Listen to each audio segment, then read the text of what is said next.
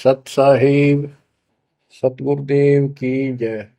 बंदी छोड़ कबीर साहिब जी की जय। बंदी छोड़ गरीबदास जी महाराज जी की जय। स्वामी राम देवानंद जी गुरु महाराज जी की जय हो।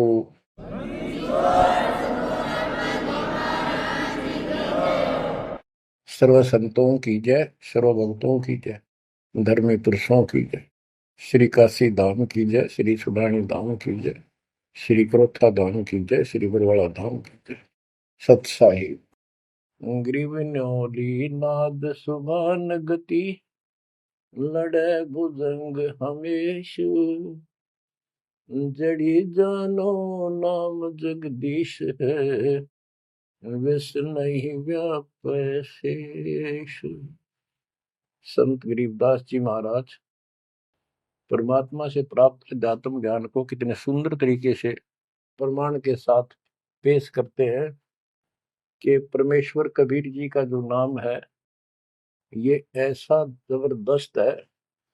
कबीर साहब ने बताया कि कबीर जैसे पनपति मंत्र सुन, रख पुन सुकोड़े, ऐसे बीरा मेरे नाम से, गाल चले मुंह मोड़े। ये तो कबीर साहब ने स्वयं बताया।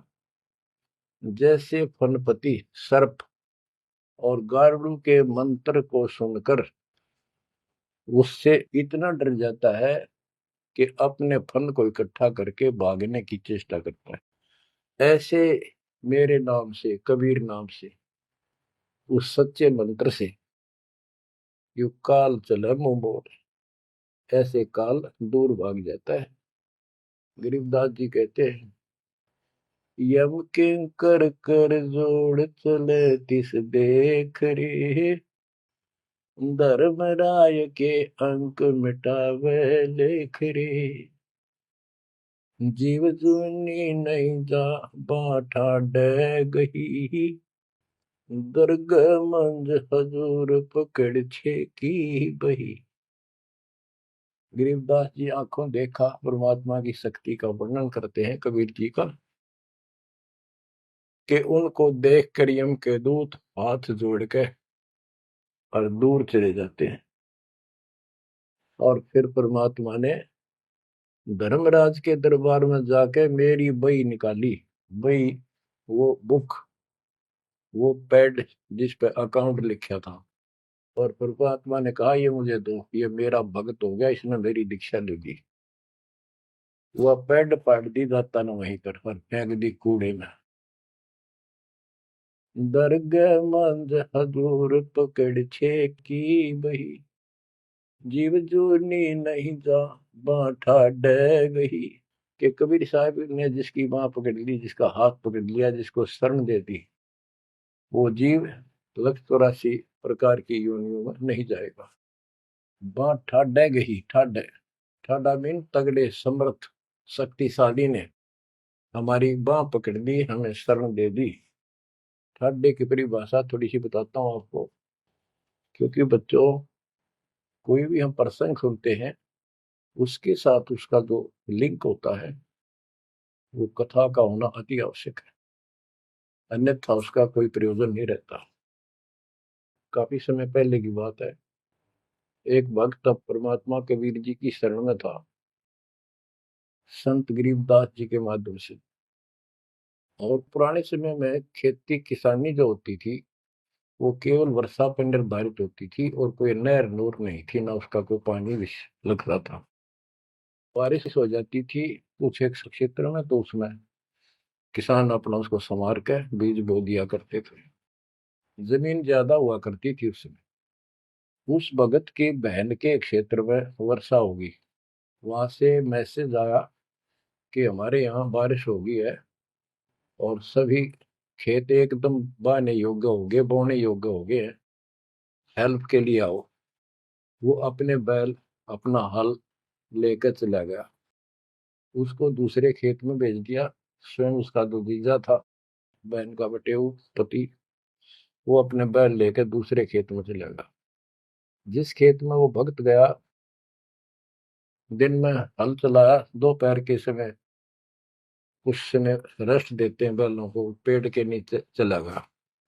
फिर वहां देखा आसपास एक तालाब थी, छोटी सी तलैया जोड़ी, उसमें कुछ पेड़ पेड़ थे, पानी था। बैलों को पानी पिलाने चला गया तो वहां एक मंडी बनी हुई थी, यादगार सी, छोटी सी चबूतरा सा बना के। उस पे एक बेली गुड़की रखी थी। बेली पहले 5 किलो का कट्ठा ही बना करते, वो विशेषकर चढ़ाने के लिए होता था, भेंट।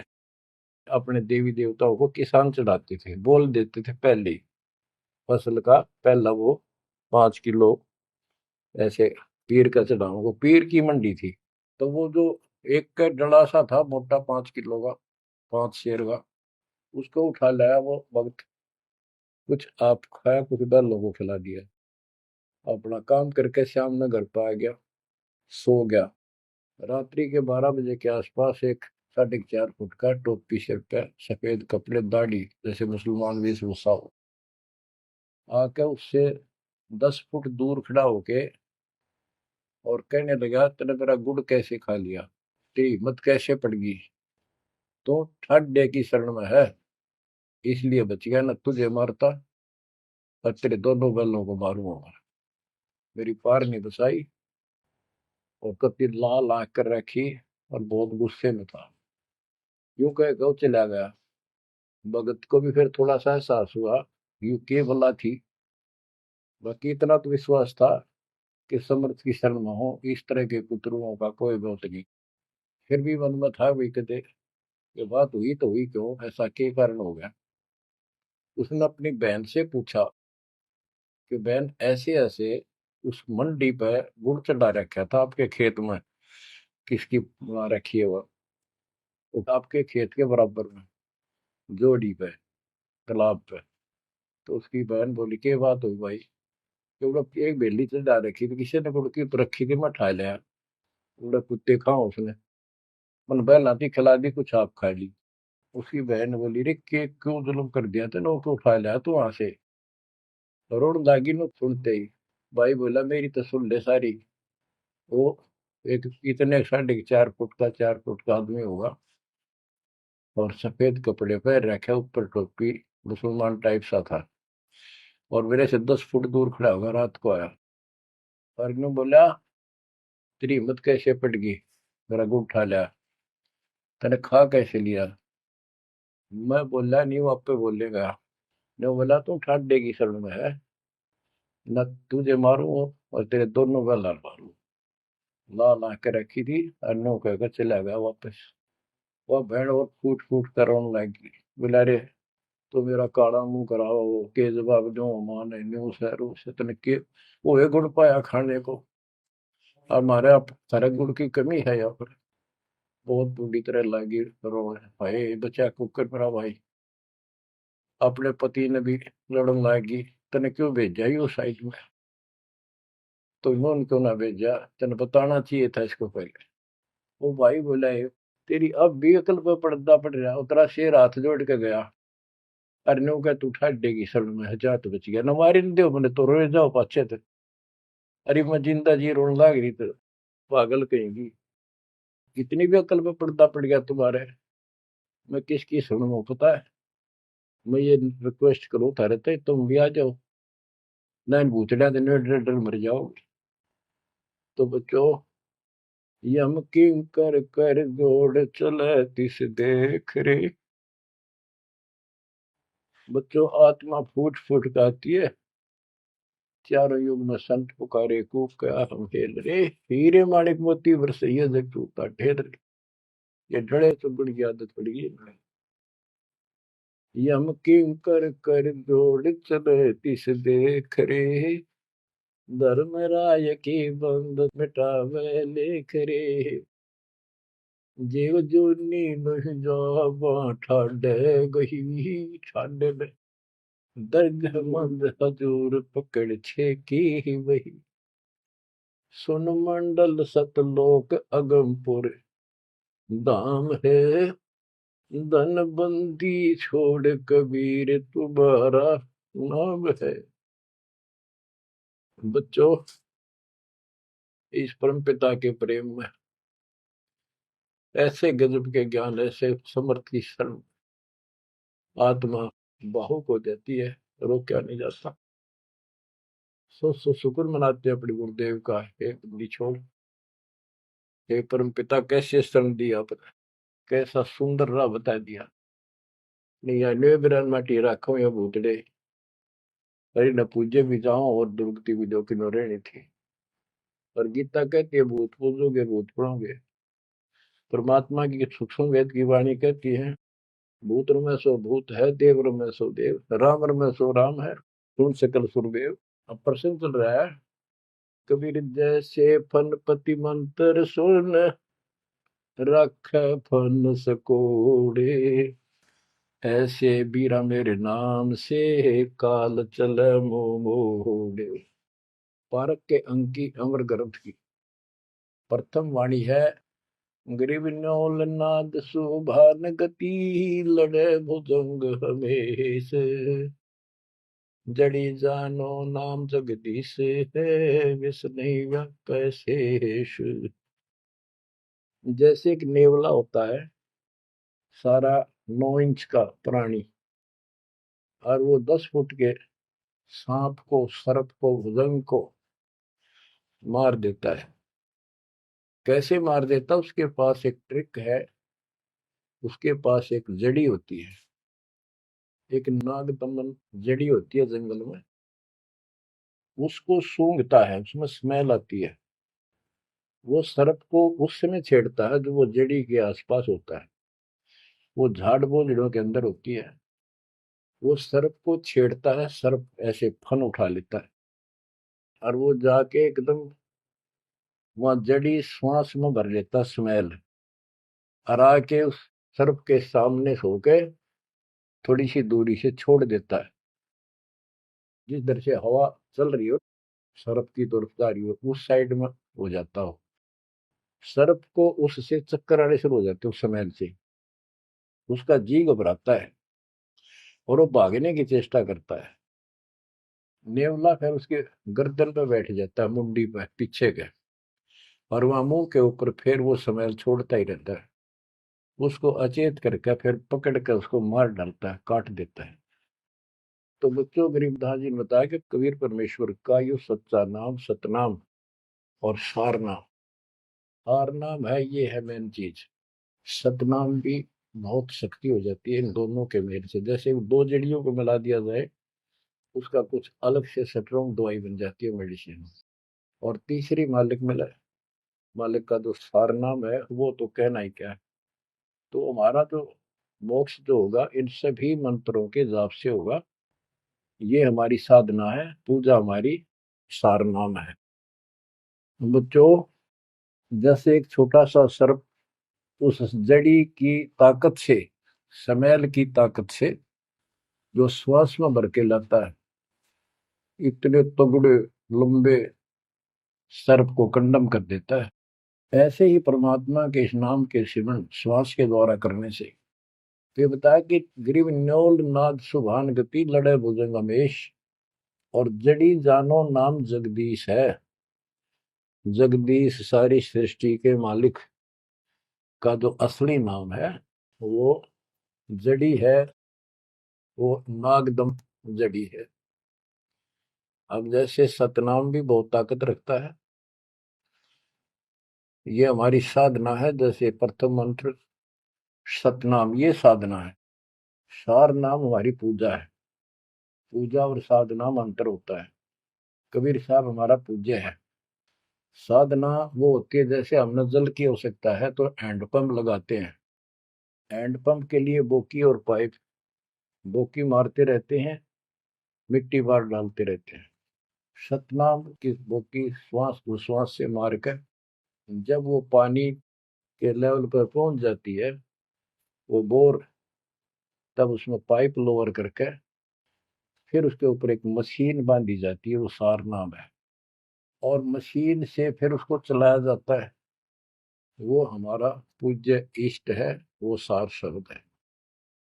जो हमें चाहिए था ऐसे मिलेगा वो सुख परम पिता परमात्मा के सच्चे दरबार का। तो गरीबदास जी कहते हैं वो मंत्र, वो जो सार नाम है, वो जड़ी जानो नाम जगदीश है, परमात्मा जगदीश कबीर साहब का सार नाम। वो नाग दमन जड़ी बूटी है, वो काल दमन। और विष्णु व्यापक शेष, छोटे से सांप की बात छोड़ो, शेष नाग जो सबसे बड़ा ताकतवर 1000 फुट का बंदर है, यानी काल 1000 भुजा का ताकतवर है, ये भी निकट नहीं आ सकता। बच्चों, किस्मत सराहा करो अपने, 100 गुण गाया करो। गरीबदास जी कहते हैं, गरीब साधों से ते मस्करी, ये चोरों नाल खुसाद, मल अखाड़ा जीतेंगे ये युगन युगन के माल। माल, रेसलर, पहलवान, इन नकली गुरुओं से तो खुश है सारा संसार, साधों से ती मस्करी, इन चोरा नाल खुसाद। हाय हाय, इन चोरों से, झूठे गुरुओं से खुश, और साधु संतों के मजाक करते हैं। ये तो मल अखाड़ा जीतेंगे युगन युगन के बाद। आप हो वो युगन युगन के माल। बच्चों, आपको बहुत बार प्रमाण दिए जाते हैं, देता ही रहूंगा आखिरी सांस तक, क्योंकि सिलेबस यू है।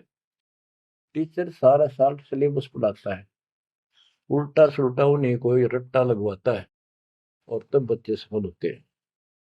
परमात्मा योगों से आपके साथ है।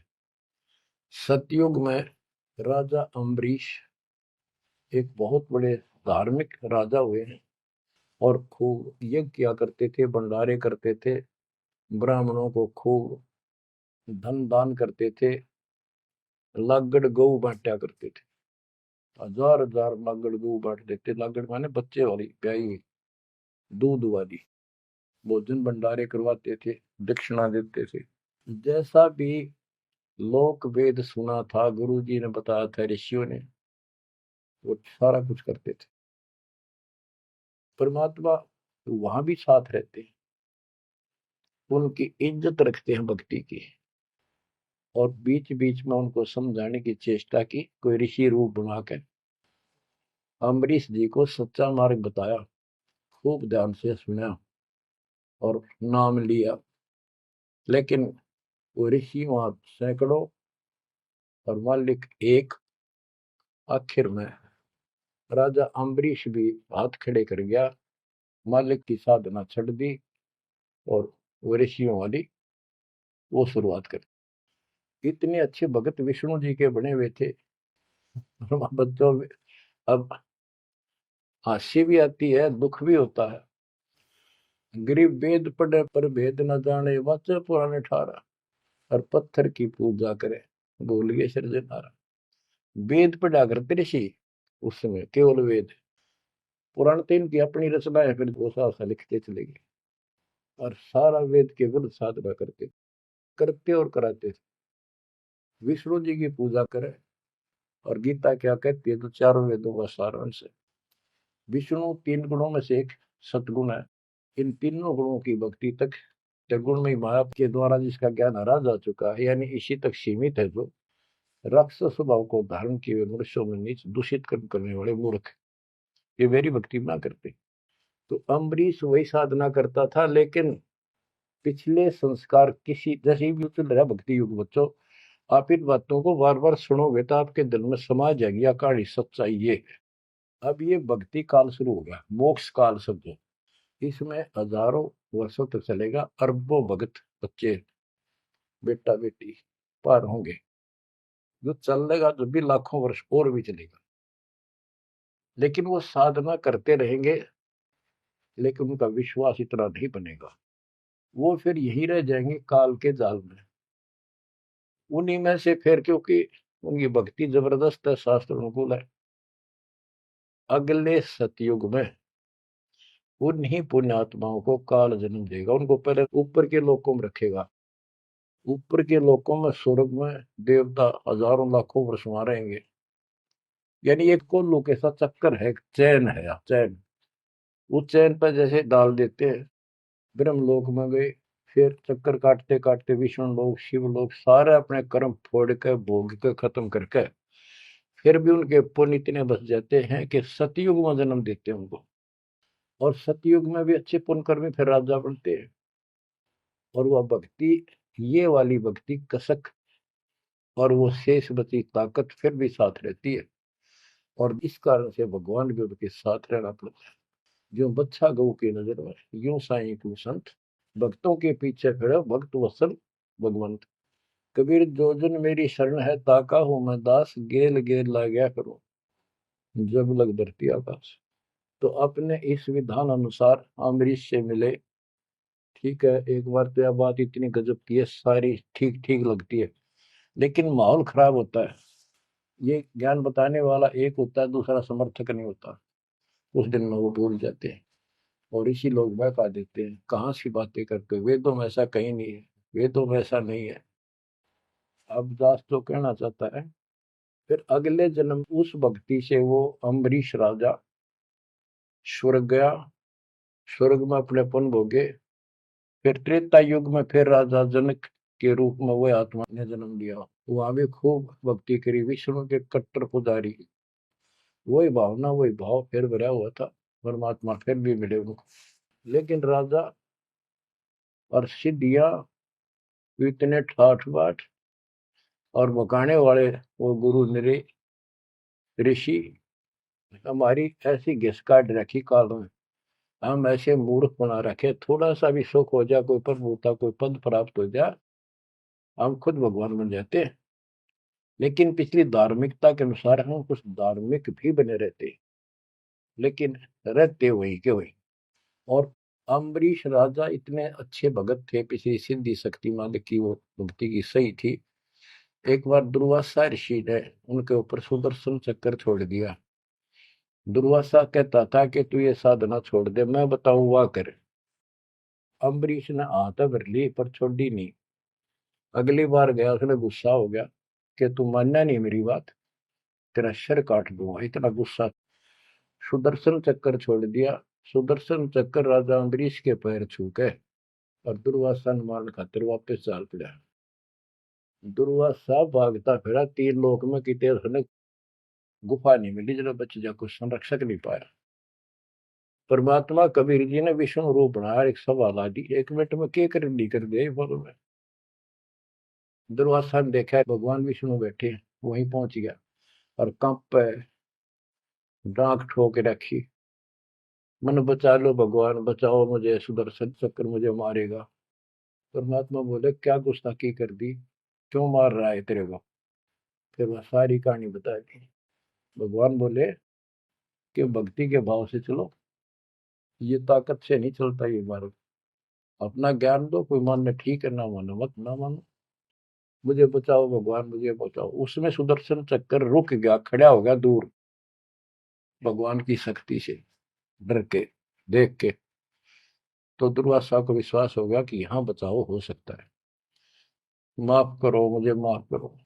परमात्मा बोले अम्बरीश के पैर पकड़े, वो बचाओगा तुम्हें इससे, मैं नहीं बचाऊंगा। हाथ जोड़े, हे भगवान आपके दरबार में मैं नहीं बचूंगा, कहाँ भेजो हो दाता, मैंने तो रास्ते में मारेगा। मिला जा, वही जान बचेगी तेरी। अम्बरीश के चरणों में गिरा वो, जिसने 56 करोड़ यादव मार दिए थे एक वचन पे। तो कहते हैं अपनी देसी कहावत हमारे यहाँ, शेर न सोआ शेर, जरूर टकराया कर, यही बकवाद करनी है ना। अम्बरीश के चरणों में मत्था टेका उसने, मेरी जान बख्शो महाराज, जान बख्शो बख्श दो। अम्बरीश राजा बोले महाराज मैंने कुछ नहीं कहा, तेरा कर्म तुझे मिला। और वो सुदर्शन चक्कर हाथ से पकड़ लिया राजा अम्बरीश ने और ऑफ कर दिया, शांत हो गया। बोला ले जा तेरी तोब। और भक्ति के भाव रहना चाहिए इंसान। बच्चों, अम्बरीश राजा की इतनी महिमा होगी, ऋषि भी हैरान थे जो उनके गुरु लोग थे। वो नहीं छोड़ कहते, मन तू सुख के सागर बस रे, और न ऐसा यस रे। तू सुख के सागर बस रे, ये झूठे यशों में कुछ नहीं धरा। वह सतयुग में महिमा होगी, फिर राजा जनक बन गए। राजा जनक वही भाग्य बाबा नानक बने। जब एक सुखदेव नाम के बाल ब्रह्मचारी माँ के गर्भ से भक्ति ले रहे थे और आकाश में उड़ जाने की सिद्धि थी। उस हृदय की गांठ से पंसारी बढ़ जाते ये अपने बराबर किसी ने नहीं समझा था। राजा जनक के पैरों में पड़कर स्वर्ग तक जाने का विरोध करवाया। वो मोक्ष तक बहुत दूर की बात है, वो तो मार्ग ही नारा है। गरीब सुखदेव ने 84 भुगती बिना पजावे खरगो, तेरी क्या बुनियाद परानी, तू पेंडा पंथ पकड़ो। के सुखदेव जैसे ऋषि जिसकी टूटी बोला करती सारे देवता उसका सम्मान करते थे, बड़ा पहुंचा हुआ है, वो भी फिर 84 लाख योनियों में गया। राजा जनक से दीक्षा ली। पहले तो यूं कहा था मैं बाल ब्रह्मचारी ब्राह्मण ऋषि। जनक विदेही राजा भाई कैसे शीश नवाऊं जाई। सुखदेव बोले ज्ञान विवेक का हमने स्त्री का मुख नहीं देखा। राजा के 10,000 रानियां। तो गरीबदास जी कहते हैं गोरख से ज्ञानी गणे सुखदेव जति जिहान। वो अपने आप को जति मान रहा था। और सीता सी वो बारिया संत दूर स्थान। संत के घर बहुत दूर है, इन बात का तो नहीं भाई इसने ब्याह करवा रखा है, इसका न्यू हो रहा था भाई संत कैसे हो सकता है। 10,000 रानी थी फिर भी उस नकली से दो भी अच्छा था राजा जनक। बच्चों ये मूल ज्ञान है, ये निचोड़ है, निष्कर्ष है, ये तत्व ज्ञान है। और राजा जनक रूप में बहुत गणे यज्ञ किए, बहुत प्रमाण है पुराणों में। बहुत धर्म भंडारे लाए, यानी दूध वाली गाय बाटी साधु संत, तो वो धर्म पुण्य बन गए। अब देख काल कैसे ठगी करता बच्चों, सारे पॉइंट याद रखने पड़ेंगे। बेमतलब अपने धन ने खोया नहीं करते। राजा जनक और सुखदेव विमानों बैठकर स्वर्ग जान लग रहे। रास्ते में 12 करोड़ आत्माएं नरक में तंग पा रही थी, हाहाकार मचा रोवे। राजा जनक ने कहा ये आवाज कहां से आ रही है चिल्लाने की, रोको मेरा विमान रोको। रोक दिया। उनको बताया गया कि यहाँ एक नरक है, उसमें 12 करोड़ आत्माएं जीव अपने कर्म दंड भोग रहे पाप। राजा ने कहा इनको छोड़ दो, इनको कष्ट ना दो। तो वहां जो उनके साथ गए थे देवदूत यमदूत, वो कहने लगे जी यहाँ आपका हुक्म नहीं चलता, यहाँ का राजा धर्मराज है, उसके आदेश से सब कुछ होता है। बोला या तो मुझे इस नरक में डाल दो, मुझे भी यहीं छोड़ दो, ना इनको निकाल दो। धर्मराज तक बात गई। धर्मराज जी वहां आए, बात सुनी। धर्मराज बोले राजन अपने अपने कर्मा का फल सब न भोगना पड़ता है, ऐसे नहीं कुछ हो सकता। तो राजा आकड़ गया। भाव यानी एक परमार्थी भाव, परमार्थ भी हिसाब का होना चाहिए। उपवाद में कोई परमार्थ नहीं चला गया कि मैं या तो मुझे यहाँ छोड़ दो या इनको साथ लो मेरे। तब धर्मराय ने एक विकल्प निकाला कि आप अपने पुण्य दे दो इनको, आधे या जितने चाहते हो उतने समय तक इनको आपके साथ वहां स्वर्ग में भेज देंगे। राजा ने 50% पुण्य दान कर दिए। सबको बिठा के 12 करोड़ आत्माओं को विमान में बिठा के और स्वर्ग ले गए। बच्चों सुखदेव ने गलती करी नहीं, वो तो आज तक स्वर्ग में है। और वो राजा जनक ने आधे पुण्य खत्म कर दिए, बाकी के पुण्य में पिल्ला झाड़ के खा के खर्च के खो खंडा के बाबा नानक रूप में जन्मे। पहले राजा थे 2 जन्मों में, दुनिया भर के नौकर होते थे, और फिर हैंड टू माउथ हो गए, खुद नौकर लगे नवाब के मोदी खाने में गोदाम में। अब बच्चों अब हमने सावधानी नो भी बरतनी है, अपने नाम ने अपने भक्ति ने नष्ट नहीं करा, किसी के ऊपर भावुक हो गया। एक बताओ था कि मैंने अपने भाई दुखी हो रहा था, उसको अपने पुण्य दे दिए, भक्ति दे दी, वो तो ठीक हो गया। मेरी डूबती हो रही है, बुरा हाल हो रहा ना, वो दिक्कत होगी, बीमारी होगी, आगे तागे दुख होने लग के। तो ये बकवाद नहीं चले, मर्यादा जो बनाई है उसको संभालो। तो कहने का भाव ये है कि आपको इस पॉइंट पे लाना चाहता हूं। अब राजा जनक राजा थे, राजा अम्बरीश राजा थे वो बाबा नानक बने, खुद नौकर लगेगा राजा के। अब यहाँ आकर हमारी बात टिकती है कि साधों से तीमस करिए चोरा नाल खुशाल, मल अखाड़ा जीतेंगे ये युग युग के बाद। यानी भक्ति की चाह, भगवान की चाह उनके में तब भी थी, पर एक्सरसाइज गलत थी। अब परमात्मा फिर मिले उनको आकर के। अब वो भौतिक धन में निर्धन थे, पर अध्यात्म धन के भरे पड़े थे। पिछले पुल गजब के थे भक्ति वाले। एक तो धर्म कर्म किए होते हैं वो, और एक होते भक्ति की शक्ति। वह न्यो की नो डटी थी उसकी, वो पुण्य खत्म कर दिए थे उसने। तो वो भक्ति उस कारण से परमात्मा फिर आकर मिले। अब वो हैंड टू माउथ था, सुन ली। राजा होता तो तब भी ना सुनता। तो बच्चों, आज आप से कितने निर्धन हो और कितने धनवान हो, आप उस मालिक के सच्चे बच्चे हो। पिछले जन्म जन्मांतर से आप भक्ति करते हुए आ रहे हो। अब परमात्मा ने अपना वो धन देखना है। कबीर सब जग निर्धना धनवंता नहीं कोई, धनवान वा को जानियो जहाँ पर राम नाम धन वही है। आपके पास वो राम नाम का धन भरा पड़ा है। और जैसे सुकुच मीन मिलता नहीं भाई, स्वाति सीप सब अड़ ही जाई। सुकुच मीन सतगुरु हो आया, जिन परमात्मा का भेद बता। जैसे सीप और मोती का उदाहरण दिया जाता है कि स्वाति भी मिल गई सीप को, ऊपर की बूंद, मोती भी बन गया। लेकिन एक सुख जमीन जब उसमें टक्कर ना मारे, उसने खुल नहीं, तो मोती माए गड़ गया और वह शीप भी मर गया। तो बच्चों, ये भक्ति धन थारा इब कभी नहीं गड़ मर जाता, सतगुरु ना मिलता था। तो अब आपका वो मोती सुरक्षित है। अब कहते हैं सुख जमीन सतगुरु हो आया, जिन परमात्मा का भेद बता।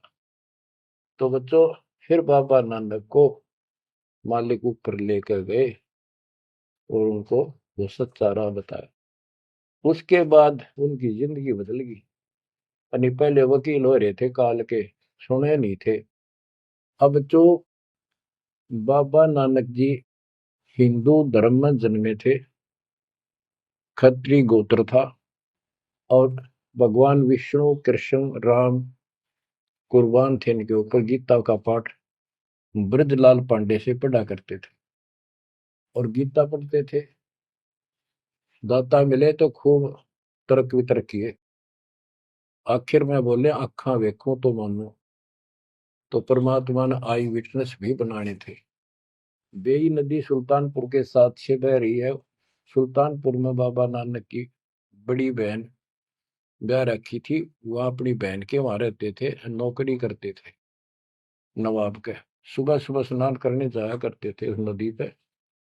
वहां परमात्मा ने 2-3 मीटिंग करी।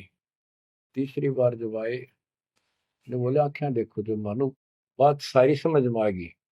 गीता बार बार देख ली, पढ़ ली, सच्चाई भगवान कोई और है।